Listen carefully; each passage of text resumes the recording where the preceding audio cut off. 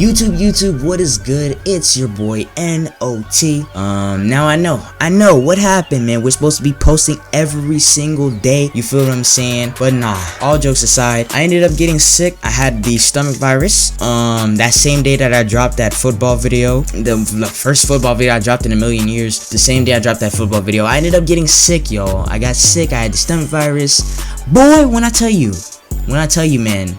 Now cover your ears if you're squeamish. But man, I woke up in the middle of the night. I think it was like 1 o'clock, 2 o'clock in the morning, man. And I threw up for 4 hours. I lost probably like 10 pounds, and I have not ate since Tuesday, really. Because like you ever had a stomach virus and like you come back and like you have a loss of appetite for like the first couple days coming back. You feel what I'm saying? That's how I feel right now, man. I have no appetite. The only appetite I have right now is water. That's literally it. But nah, we are here with this video coming from Jimmy High Roller. Now, if I didn't already mention, the title is NBA fans aren't ready to hear the truth. No clue what this video was talking about, man. But we are here to react to it, give it our, our point of view, our dose, our little touch to it, you feel what I'm saying? But nah, man, shout out to my Golden State Warriors, shout out to the Clippers. Now I know the Golden State Warriors, man, we just came back, Steph Curry just came back. We had a very slow start, but it was a good warm-up game. It was a heat check game, man. The Grizzlies, they don't need to get too hyped, you feel what I'm saying, man? They still don't have Ja Morant back, and we don't know when Ja's coming back. So yeah, until Ja comes back, they're gonna be a first-round exit. We don't care what Dillon Brooks has to say. He can just shut up. We don't care. I don't even know why he's in this little thumbnail right here. He needs to get out of there. But nah, man, I got to watch a little bit of that. And then not only that, I watched my Clippers the other night, man. We played the not the Rockets. Who did we play? We played the Raptors. And we look pretty solid, man. Ivica Zubac is black. Ivica Zubac is back. You feel what I'm saying, man? And you never realize, like I didn't realize how much we actually needed Ivica Zubac until we lost size. But yeah, man, now we're 2-5 with Russ here, and we're back on 5th place instead of being in 8th place because the Warriors lost a couple games. A couple other teams have been, kind of losing on the West, but we're back up there. We're back on top 5. We're back on top 5. But let's go ahead and get into this video, man. Enough talking. Make sure you guys like, comment, subscribe. We're trying to get to 1K subs by May. Anything helps. Share with family, share with friends. We just trying to get knowledge, you feel what I'm saying? Join the Discord, link in the description. Enough talking. This is a long welcome back. Let's get into it. It's been a couple months since our last edition of NBA Hot Takes. Yup, I think we reacted to that one too. Still reeling from our last batch, we've got some new scorchers to take a look at. You'd think I'd know better than to peer into the cold, soulless abyss of casual NBA fandom by now. But I'm yeah, we like that. I can't help myself. Dylan. I've got nothing better to do. Yes, sir. So here we Sit are. your butt down, now, this boy. first one, some people are not going to be happy with. This NBA fan says, in terms of excitement, Steph is this generation's Jordan. And I agree. Steph may not be this generation.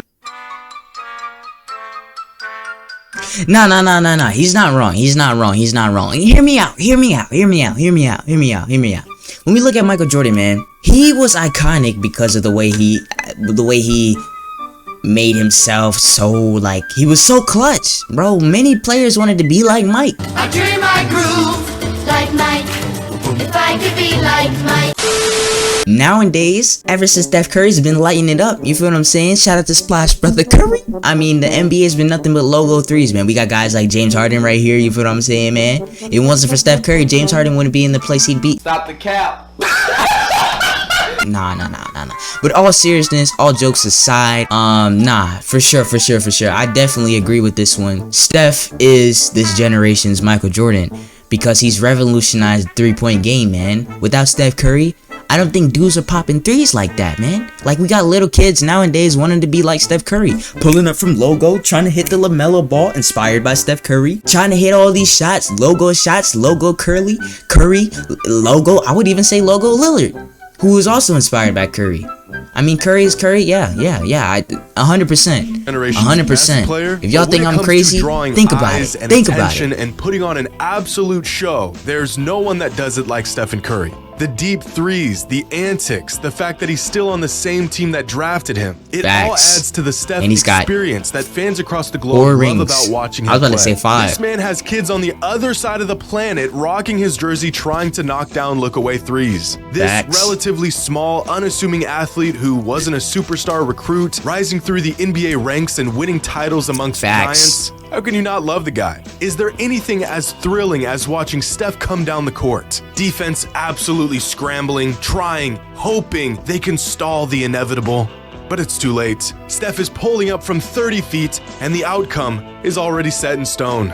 Curry, long distance. Shout out to Curry, man. I'm so glad that he's back. There's just nothing I'm so like glad it. that he's The back, fans man. love Steph. This was a He's heat the check people's game. champ. The Grizzlies And I game agree was a that heat in check terms game. of excitement, It was just he a is warm this up. It was a generation's warm Jordan. up. Now, with Nikola Jokic making a run for his 3rd straight league MVP, the man is on track to making NBA history. But with all that success has come more scrutiny for his shortcomings. Some of these critiques Look at are Fat Man. absolutely ridiculous, and some Because he's might white? be warranted. A couple days ago, Stephen A. Smith said that Jokic What? potentially winning back-to-back-to-back league MVPs, despite his lack of playoff success, is almost criminal, questioning the validity of his awards. And like many fans of the NBA, this guy feels that this criticism of Jokic isn't fair because he's always made the most of what he's been given in the playoffs year after year. And I understand this line of thinking. I mean, the MVP is a regular season award after all, so the playoffs really shouldn't be brought up in this discussion.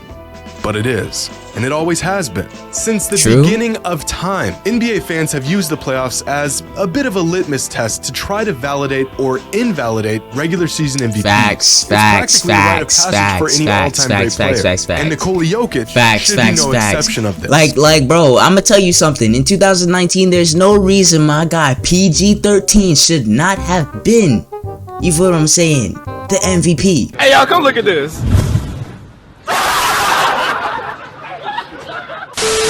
Everybody wants to talk about, oh, we always first round exits, we always second round exits, PG's always this, PG's always that. But if you look at that season, man, that was his best individual season. And who was it with? Russell Westbrook. That's a funny coincidence. But nah, man, shout out to Paul George, you feel what I'm saying, man. Always gotta spread some light on my guys, you feel what I'm saying? But nah. Must we not forget, people Giannis do was consider that eviscerated for coming up short in the postseason after winning back-to-back I remember MVPs. that. Or when people called LeBron a choke artist for winning 2 MVPs but failing to win a championship. Or when Kobe was stiffed out of possibly multiple MVPs because the Lakers just weren't a real contender at the time. You can give me all the excuses like in when the you world, look at 06, and it won't really make a difference. One more thing. When you look at 2006 Kobe Bryant, there's no reason that he should not have won MVP. Dude was putting up 35 points. He had 81 points. Bro, he had multiple crazy games. That was the greatest single-handed season put together since I don't even know. We still don't even have players to this day putting up averaging 35 points in a season. Luka Doncic can't even do that. The guys nowadays, and this is a high scoring league right now. High scoring league. Guys nowadays still can't even do that. So that just puts Kobe Bryant on a whole nother level. There's no reason. Forget all the playoff stuff. Forget the standings.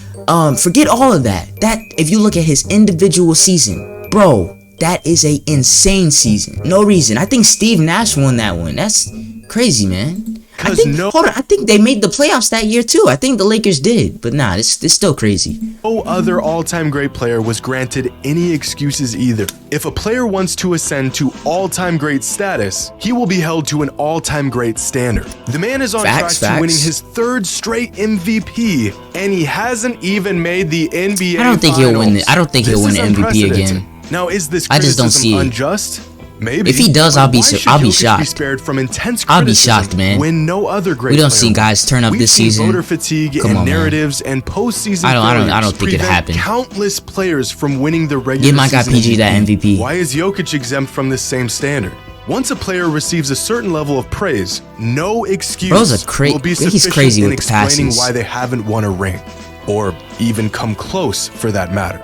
This is how it's always been, and I completely disagree with this take. Now, just a couple days ago, Damian Lillard put on an absolute clinic when he scored 71 points against the Rockets.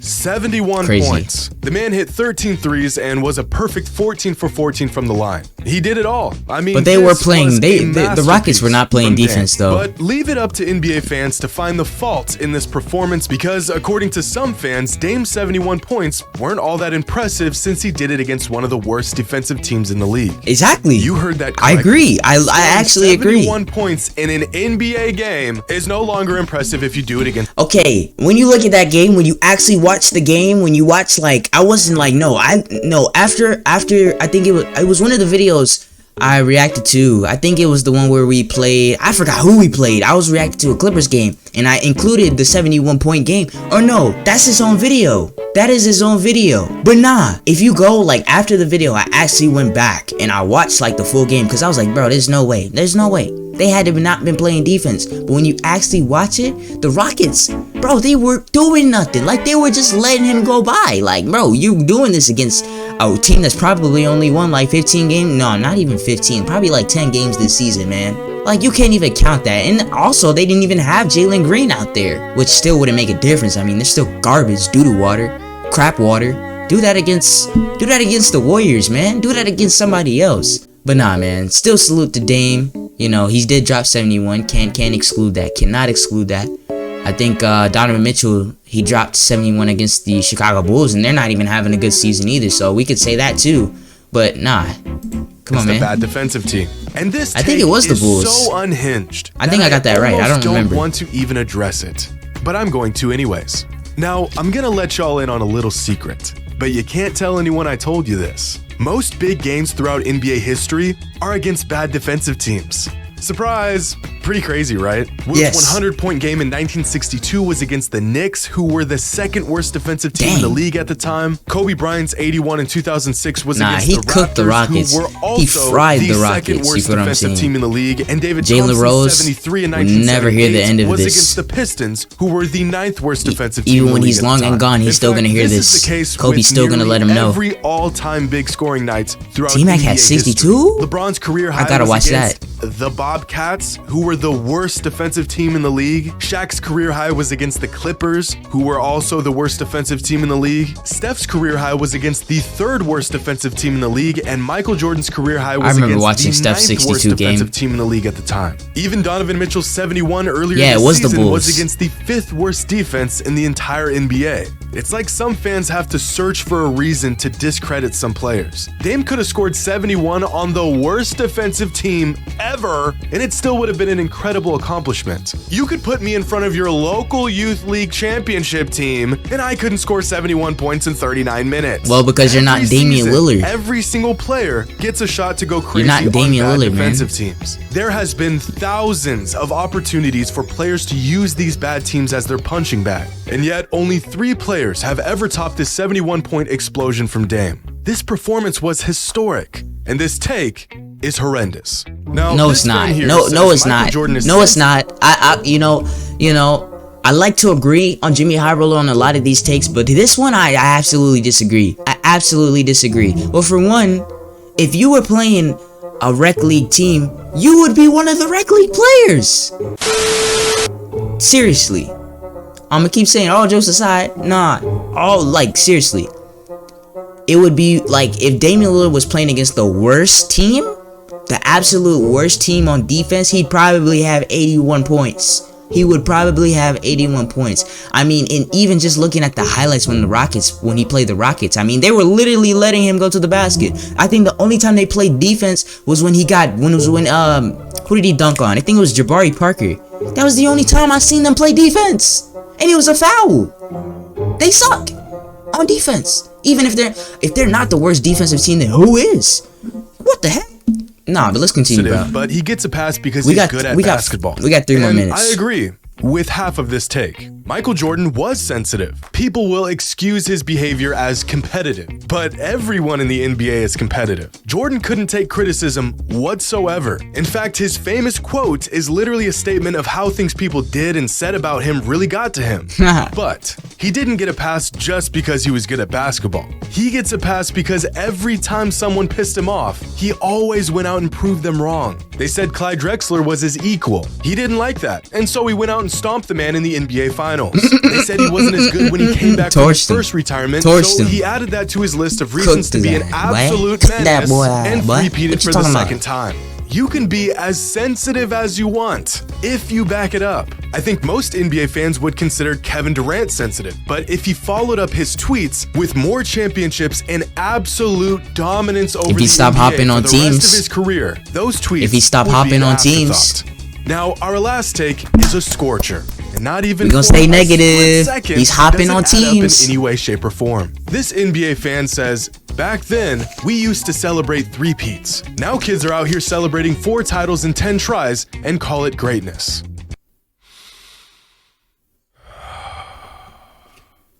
This is so f***ing stupid. Now clearly, this is referring to LeBron James. To which I genuinely ask this fan, and fans who think like this, do you really think LeBron's career hasn't been great?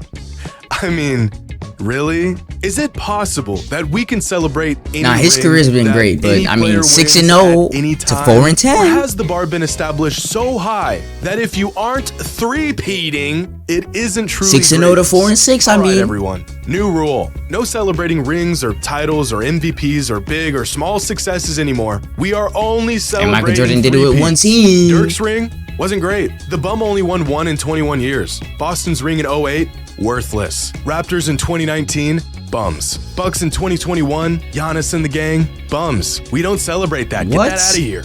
I just can't believe some fans actually think like this. I mean, that's according crazy. to this logic, no one in the entire NBA right now should be celebrated. We need to drop this whole rings or bust discourse altogether. It's just silly, and it's a bad faith argument to discredit really awesome players. In fact, this same fan goes on to share posts celebrating the greatness of players like Damian Lillard and John Stockton, who've never won a ring. And most ironic of all, this fan goes on to say that the '89 Cleveland Cavaliers were the greatest team in franchise history, literally describing a team that was bounced out of the first round of the playoffs as the greatest. So not only is this line of thinking flat out wrong, it's disingenuous. You sure about that? A player doesn't need to pull off the greatest feat in the history of the game to be great. Greatness comes in many different shapes and forms.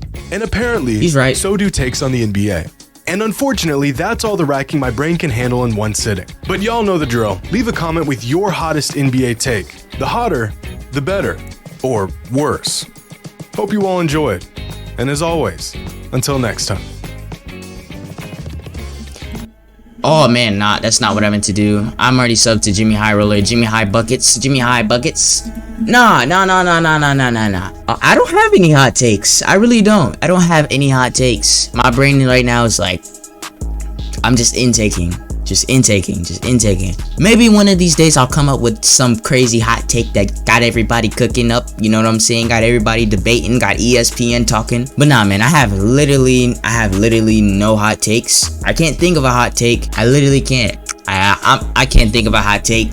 But yo, that's gonna go ahead and conclude today's video. Some slide for you guys, man. It's good to be back. Of course, tomorrow, you know, whoever's playing tomorrow will go ahead and react to that, you know, Saturday, you feel what I'm saying, man? So it's gonna be all good type of games probably coming on, you know, 1 p.m. I mean, not 1 a.m. 1 p.m. 2, 3. So, you know, we'll have time to come out with those videos. But it probably won't come out for me until maybe later on. Like, this video will end up coming out because tomorrow I'm supposed to be going to Atlanta for maybe a couple hours or whatever the case may be, so I'm not going to be able to see the games, nor I probably won't end up getting back till about 5 o'clock. Takes me about 3 hours to make a video, especially like an NBA video. Takes me 3 hours of editing. But nah, let's go ahead and conclude this video, man. This is NOT signing off, man. Make sure you guys like, comment, subscribe. We're still trying to get to 1K by May. I think anything is possible. 1,000 subscribers doesn't seem too crazy when I've seen many people go from 1K to 10K or from 100 subs to 2,000 subs. So anything is possible if we just put our mind to it, put our heart to it, put our soul to it, and continue to grind, man. But nah. 5th time. Deuces. Hope y'all stay up, stay healthy, stay away from people who are sick. Don't end up like I did. Don't miss out on the grind like I did. Yeah.